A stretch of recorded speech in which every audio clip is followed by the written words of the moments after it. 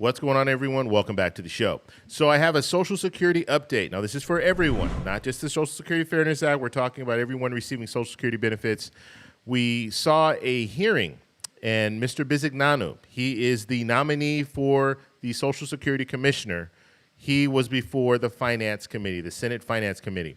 So I'm going to show you some clips from that. And when I show you guys these clips, I'm going to have to break this down into several different videos because I like to show you the full question and answer. And sometimes you'll see clips and someone will just clip part of it, but they don't show you the answer. Or they show you the answer, but they don't show you the question. And so I like to take about 5 minutes from each person who spoke, so each senator, and then you can hear the response, the back and forth. And so we're going to focus on just Senator Crapo today, and then we're going to move on.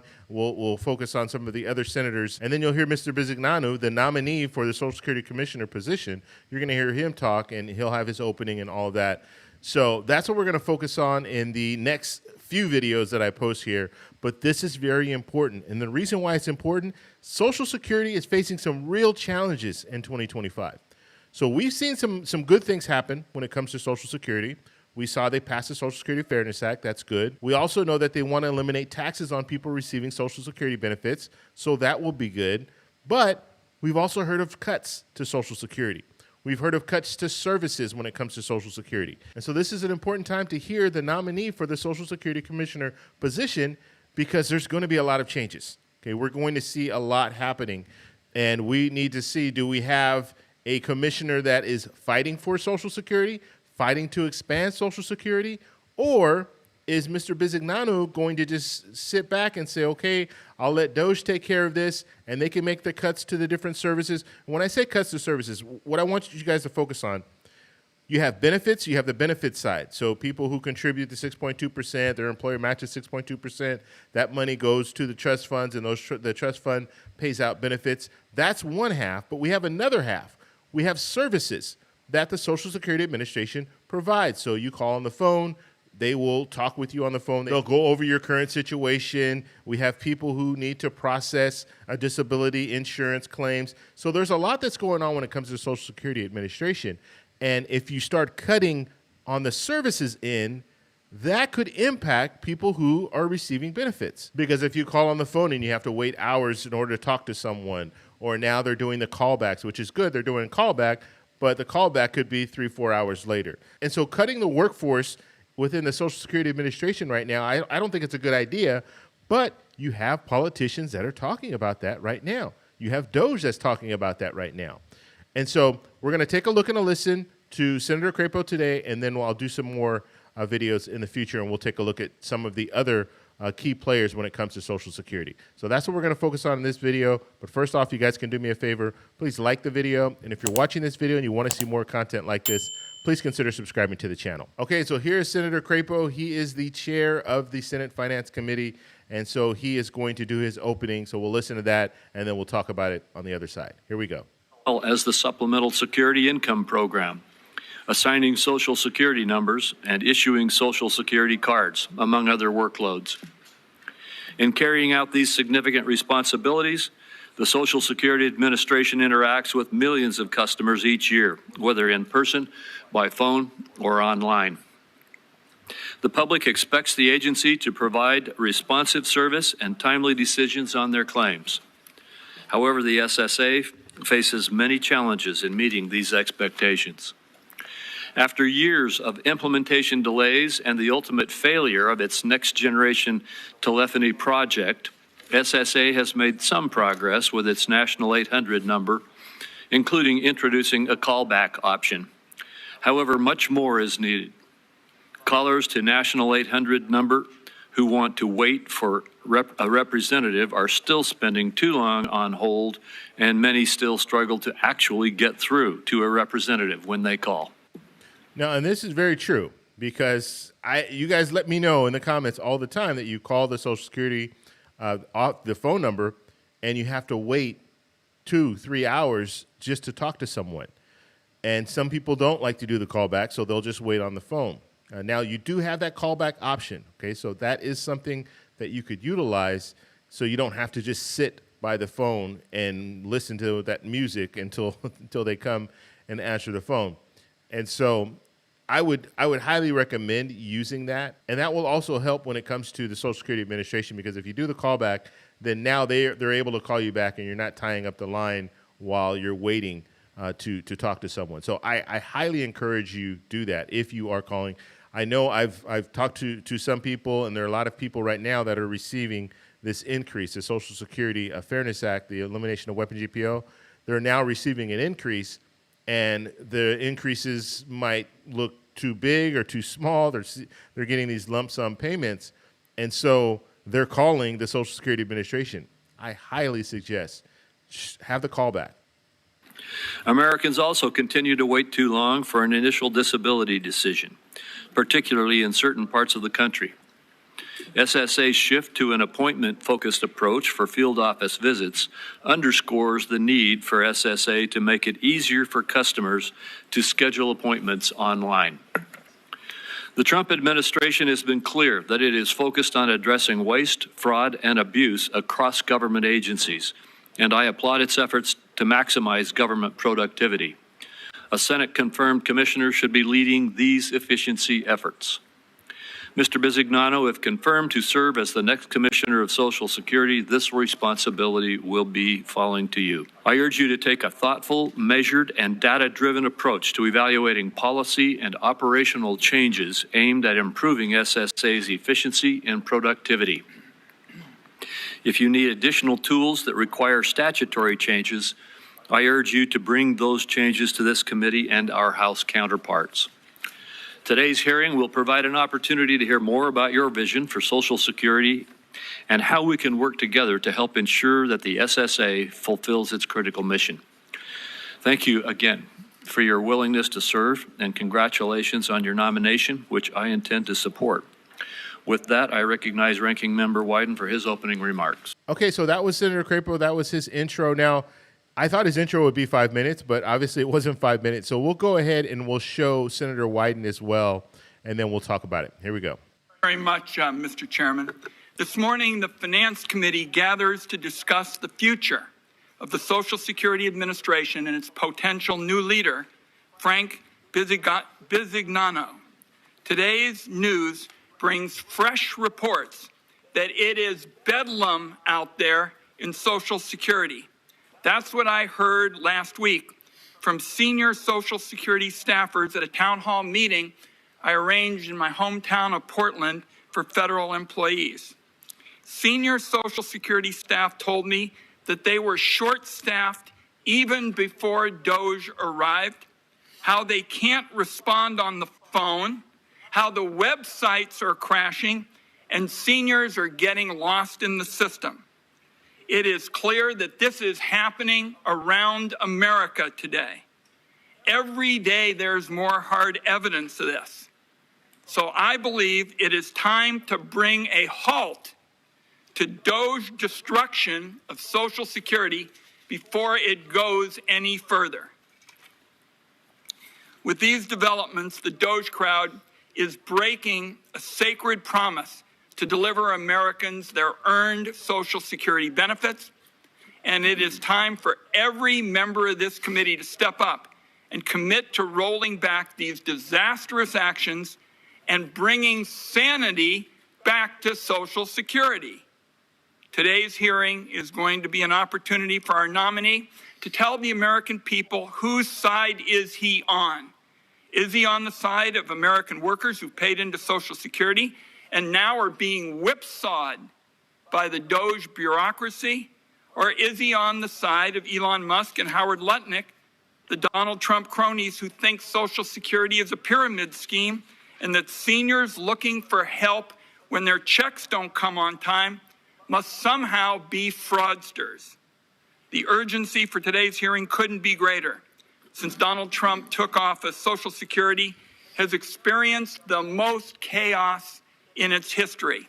Mass personnel layoffs, eliminating phone service for basic help, sending seniors to overcrowded and understaffed field offices that have also been put on the chopping block for closure. Political appointees poking around your most sensitive private information, creating a big risk for what I call the mother of all identity thefts. claims of massive fraud by Donald Trump and Elon Musk. This approach is a prescription for denying earned benefits to seniors and Americans with disabilities. And I want to be clear as we begin this discussion. If Americans lose access to their Social Security because of Trump-spawned chaos, that is Doge stealing their money.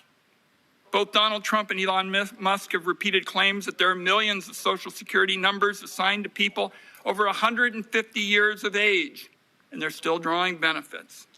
Elon Musk says there's a massive amount of fraud and that Social Security is, quote, the biggest Ponzi scheme of all time. Donald Trump says that money is being paid to, quote, many Americans over age 100. Donald Trump thinks more than 1,000 people over 220 years of age are actually being paid by Social Security. Many Americans may be wondering if those individuals are still receiving their Revolutionary War pensions at this point. These are lies. Here are some facts. Last year, the Social Security Inspector General issued a report showing Social Security, retirement, and disability has a criminal fraud rate of, get this, 0.009%. By the way, as a percentage, that's much lower than the $1.4 billion in assets that reportedly went missing on the Tesla balance sheet just last week. Social Security itself reported 89,000 Americans aged 99 and over receiving benefits in December of last year. And Social Security automatically stops paying benefits at age 115, even if a death has not been reported. So don't take it from me. Check this sign. It says, why Doge is struggling to find fraud in Social Security. So what's behind these lies on Social Security? In my view, they're deliberately misleading the public to set the stage for cuts to Social Security benefits that are going to be draped in anti-fraud rhetoric, the same way we're hearing the case being made for cutting Medicaid. Let's be clear again. Senate Democrats are going to fight attempts to cut Americans' earned benefits at every single turn. Our nominee has made a career out of taking over troubled businesses and using what I think is a pretty ominous recipe. Gut the company by firing hundreds or thousands of workers, sell off pieces of the business, and merge with another company. That resume and approach ought to concern Americans if somebody is thinking about applying that pattern to Social Security. As I've been saying for weeks now, this approach is a prelude to privatizing Social Security and handing it over to private equity. Every single member of this committee knows that there are ways to strengthen Social Security. But what Social Security does well year after year is to get the checks out the door to seniors that rely on them on time every single month. I'll close by saying improving Social Security doesn't start with shuttering the offices that handle modernization, anti-fraud activities, and civil rights violations. It doesn't start with indiscriminately firing or buying out thousands of workers. And it doesn't start with restricting customer service over the phone and drawing up plans to close field and regional offices. The Musk-Lutnick-Trump plan for Social Security is to take away earned benefits from seniors, hollow out the agency in preparation to hand it over to private equity, and give the savings over to their billionaire friends. The fact of the matter is Social Security could be fully funded for generations to come if you just cracked down on billionaire tax cheats and eliminated the payroll tax cap for millionaires and billionaires. This year alone, the Finance Committee has considered multiple Trump nominees that for one strategy or another have figured out ways to avoid paying what they owe into the programs that they are being nominated to actually run. Treasury Secretary Scott Bessent paid little to no Medicare tax, and Dr. Oz managed to avoid paying both Medicare and Social Security. So this morning, our nominee has an opportunity to share his vision for improving Social Security, not dismantling it.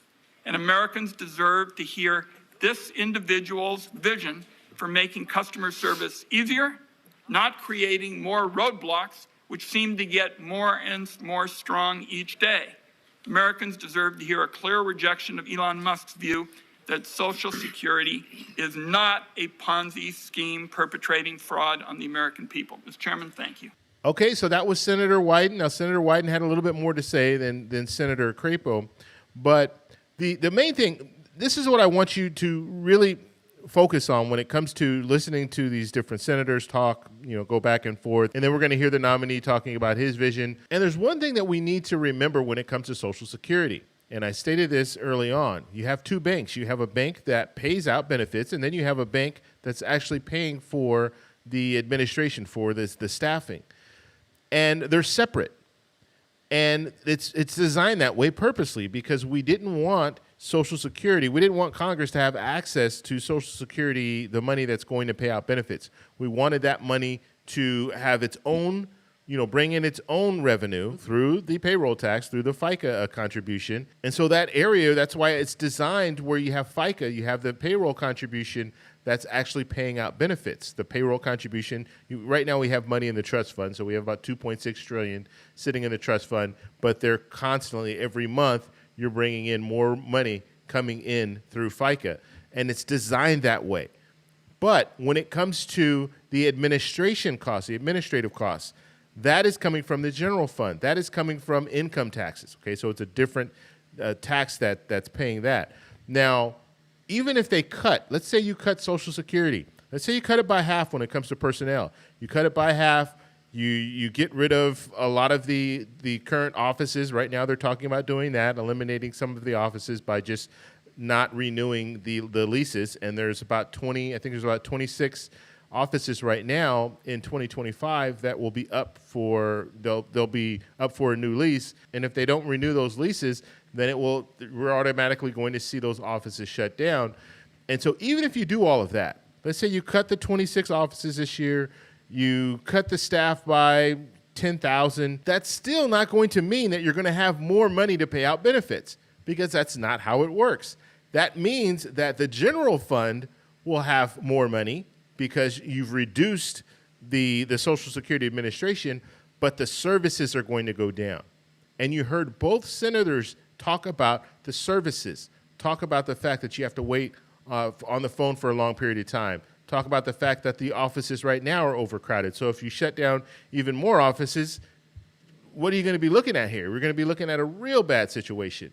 And so in the claims, the disability claims are taking too long. So they're already addressing the problems, but right now the talk is that they want to reduce the workforce even more, which is not going to have a positive impact on, first, the customer, so the people receiving benefits, and it's not going to help when it comes to prolonging the trust fund. Because right now, in about 8 years, we're looking at the trust funds running out of money.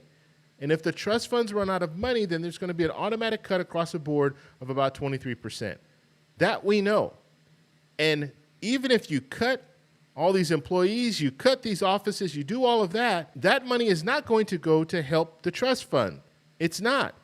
You need to raise the cap, which Senator Wyden did talk about, raise the cap on people making over $176,100. If you raise that cap and you say, okay, you still need to contribute to Social Security, to FICA, then that could fix the problem. Or if you raise the payroll tax across the board, so everyone right now who's working, they're contributing at 6.2%, their employer's matching 6.2%, they might have to contribute 8.2%, and their employer has to match at 8.2%. And so now you have more revenue coming into the Social Security Administration to pay out benefits. That could be a fix. But doing all these cuts, you're hearing DOJ talk about cuts and waste, fraud, and abuse, that is not going to help the trust funds. Okay, the only part that could help the trust fund is if you have all these dead people receiving Social Security benefits. Sure, if you have dead people receiving Social Security benefits, then you save that cost, and that cost will help when it comes to the trust fund. It will help when it comes to paying out benefits. But they're not finding it. They're talking about it, but they're not finding it. You notice they haven't said, they haven't given us an amount. Okay, well, you have all these dead people. What is the amount of money that is going to pay out these dead people? They're not talking about that. They're just saying, well, dead people could be receiving Social Security benefits. They're not telling us these are the dead people that we have on this list here that are receiving the Social Security benefits, and it's in the amount of $20 billion, $100 billion. They're not saying that. They're just putting that out there. They're just teasing it. When this is, I mean, honestly, this is, you know, I don't like how they're doing this, because they're saying, look, we have all these dead people, millions of dead people that could be receiving Social Security benefits, but they're not giving us that number. And so it just, you know, puts that poison pill in people's heads, thinking, well, we have all these dead people receiving Social Security benefits. We need to do away with that. But we don't have a number. We don't know how much. You know, is it 1 million? We don't know. And so hopefully we'll get to the bottom of it and we'll find out. Ultimately, I think DOJ is going to have to come up with some type of a report, and it's going to show all the deductions that need to be made and all the money that's being wastefully spent. But the vast majority of what they're talking about right now is still not going to help those people receiving Social Security benefits. And in some ways, it can actually hurt them. And we've seen, and I'll do a video in the future, we've seen some people already saying that their Social Security was suspended. And it was suspended because they thought that they were no longer living. And so they sent them a letter saying that we suspended your Social Security benefits, and you need to contact us to have it reinstated, basically. And so, and that's going around. There's actually 2 stories that I've heard of so far, and I'm sure we're going to hear about more. But these are the challenges right now when it comes to Social Security. So I want to know what you guys think. So let me know in the comments below. If you like this video, please give me a thumbs up. Please subscribe for more, and I'll talk to you in the next one. Bye.